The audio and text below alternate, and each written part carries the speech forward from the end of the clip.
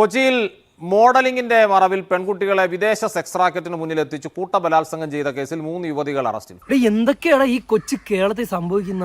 ഈ പരസ്യത്തിലും മോഹന വാഗ്ദാനങ്ങളിലും വിശ്വസിച്ച് വലയിൽ വീണത് കൊച്ചിയിൽ നിന്നടക്കമുള്ള നിരവധി മോഡലുകൾ. എന്തൊക്കെയാണ് നടക്കുന്നേ? കൊച്ചിയിൽ താമസിക്കുന്ന തിരുവനന്തപുരം സ്വദേശി ക്രിമിനൽ പശ്ചാത്തലമുള്ള അലീന എബ്രഹാം. കണ്ടിട്ട് തറവാട്ടി പറഞ്ഞ പെണ്ണാണ് തോന്നുന്നത്. തറവാട് എന്നെ കൊണ്ടൊന്നും പറയിപ്പിക്കണ്ട വെറുതെ. ദുബായിൽ ഈവന്റ് മാനേജ്മെന്റ് സ്ഥാപനം നടത്തുന്ന സിന്ധു, പൊന്നാനി സ്വദേശി മഞ്ജിമ. പിടിയിലാവാനുള്ള 2 പ്രതികൾ വേറെയും. കഴിവേറി കള്ളന്മാര് ഹോൾസെയിലായിട്ട് ഇറങ്ങിയിരിക്കുക. അതായത് സ്ത്രീകളെ മുൻനിർത്തിക്കൊണ്ട് കേരളത്തിലെ കൊച്ചിയിലെ ഗുണ്ടാ സംഘം നിയന്ത്രിച്ചുകൊണ്ടിരുന്ന ഒരു വലിയ അന്താരാഷ്ട്ര ബന്ധമുള്ള സെക്സ് റാക്കറ്റാണ് ഇപ്പോൾ പിടിയിലായിട്ടുള്ളത്. എവിടെ നോക്കി സാർ ഇവരെ? ഹോട്ടൽ അശോക, അവിടെ ഇപ്പൊ ഇമ്മോറൽ ട്രാഫിക്കിന്റെ കേന്ദ്രമായിരിക്കാണ്. അലീനയുടെ നേതൃത്വത്തിലാണ് മോഡലുകളെ ഫാഷൻ ഷോ വാഗ്ദാനത്തിൽ ദുബായിലേക്ക് ആകർഷിച്ചതെന്ന് പോലീസ്.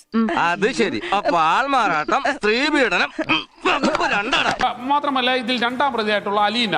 ഈ അലീന എന്ന് പറയുന്നത് കുപ്രസിദ്ധ ഗുണ്ടാ നേതാവിന്റെ പെൺസുഹൃത്താണ്, ഭാര്യയാണ്. തോന്നി അതങ്ങനെ വരൂ, അതങ്ങനെ സംഭവിക്കൂ. ഈ ലോകത്തിന്റെ ഒരു പോക്കേ. സെലിബ്രിറ്റികളെ ഉൾപ്പെടെ അണിനിരത്തി സോഷ്യൽ മീഡിയ നിറയെ പരസ്യം. ഈ വരുന്ന ജാനുവരി 25 നമ്മുടെ സ്വന്തം ദുബായിൽ വെച്ച് അലീസ ഇവന്റ്സ് ഒരു ഫാഷൻ വർക്ക്ഷോപ്പ് നടത്തുന്നുണ്ട്. ശാരദാമണിയെ കാണാൻ ഒരു പ്രത്യേക ചന്ത അല്ലേ ശങ്കരകുട്ടി? ഒരു ചന്തം. ഇവളൊക്കെ മുഖടച്ചൊന്ന് കൊടുക്കുക വേണ്ടത്. ഈ വർക്ക്ഷോപ്പിൽ നിന്ന് സെലക്ട് ചെയ്യുന്ന കുറച്ച് അടിപൊളി മോഡൽസിന് ദുബായിൽ തന്നെ ഫെബ്രുവരി 1 നടക്കുന്ന വർക്ക് ചെയ്യാനുള്ള ഒരു സുവർണാവസരം. എന്റെ പൊന്നോ വേണ്ട. നിനക്ക് എന്താ ചെയ്യേണ്ടെന്നറിയോ? നല്ല മുള്ളുമുരുക്കിന്റെ പത്തലൊടിച്ച് 2 കാലും പിടിച്ച് പിടിക്കാതെ മോന്തിക്കിട്ട് ഒരക്കിയാ വേണ്ടത്. കൂടിയാണ്. മുൻപ് ബാറിൽ വെച്ച് ഒരു വയോധികനെ ക്രൂരമായി മർദ്ദിച്ച കേസിലെ പ്രതി കൂടിയാണ് ഈ അലീന. പടച്ചോനാണ് ഒരു കാര്യം തീർച്ചയാ. നമ്മൾ വിചാരിച്ചോ നല്ല ഉള്ളി. നിങ്ങളെങ്ങനെ വിചാരിച്ചു? ഞാൻ വിചാരിച്ച നല്ലൊരു പെൺകുട്ടിയാണ്. ഓക്കാണ് മോനെ.